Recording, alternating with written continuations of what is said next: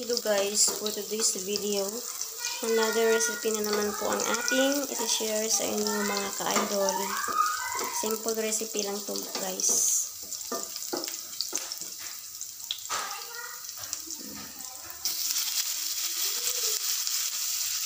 Nag-isa lang po ako dyan ng sibuyas at bawang. Tapos, mekos-mekos lang natin ito mga ka-idol. Yung ating pork, ang ating karne. Hayaan lang po muna natin ito mga ka-idol na mag kulay brown. Slightly brown guys. Para mas masarap siya.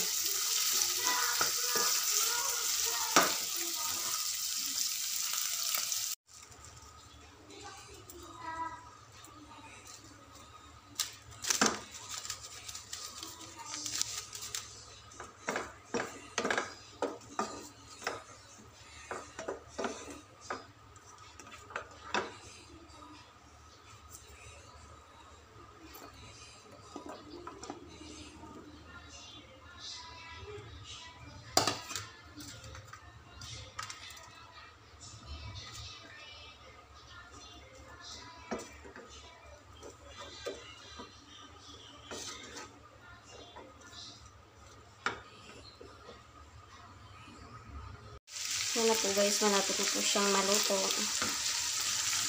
Sige na po natin ilagay yung ating oyster sauce. Ito na yung pinakapampalasa ko dito mga ka-idol, oyster. Diba? Ang bilis. Very simple and easy guys.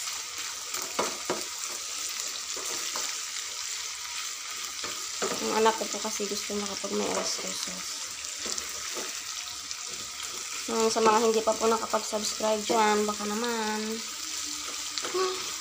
mga ka-idol.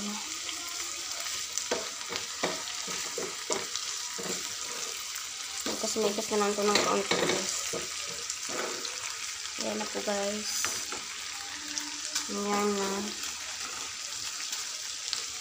Ready to serve. Thank you for watching.